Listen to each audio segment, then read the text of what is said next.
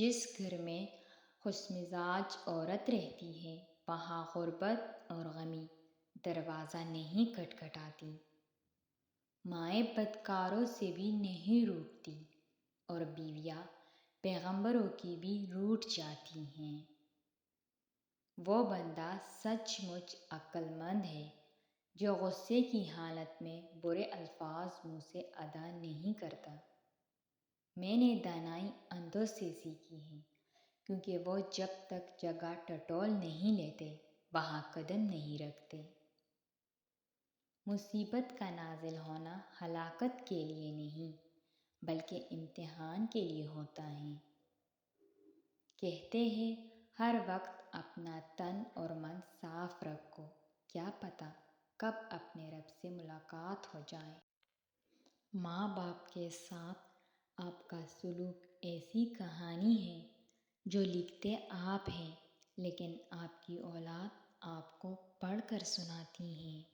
جس شخص نے اپنے راز کو اپنے تک محدود رکھا وہ جلد کامیابی کی منزل تک پہنچے گا۔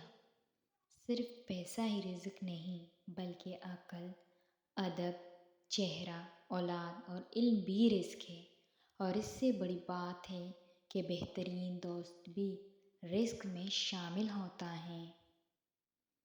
کسی کی جگہ لینا اور کمی پوری کرنا دو الگ الگ باتیں ہیں۔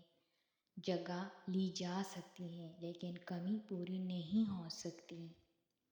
اپنے دل کی کیفیت اللہ تعالیٰ کو بتایا کریں کہ آپ کیا محسوس کر رہے ہیں، کتنی تکلیف میں ہیں۔ آپ یقین کریں وہ بہت پیار سے سنے گا۔ اس کے سامنے رو لینے سے ہی آپ کے دل میں سکون اترے گا۔ بے شک وہ دلوں کا ہمراز ہے۔ اپنے دل پر لگے زخموں کو نظر انداز مت کرو بلکہ ان کو محسوس کرو، کیونکہ یہی تو وہ جگہ ہے جہاں سے روشنی تمہارے اندر داخل ہوتی ہے۔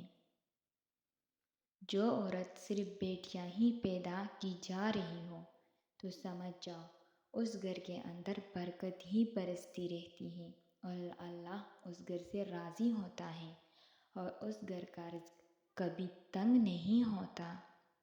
پسندیدہ شخص سے دل بھر سکتا ہے لیکن جس سے محبت ہو اس سے کبھی دل نہیں بھر سکتا۔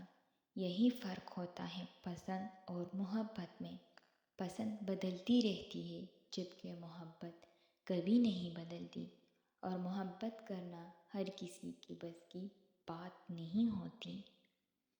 آپ کو میری یہ ویڈیو کیسی لگی کمنٹ میں اپنے رائے کا اظہار ضرور کیجیے۔ شکریہ۔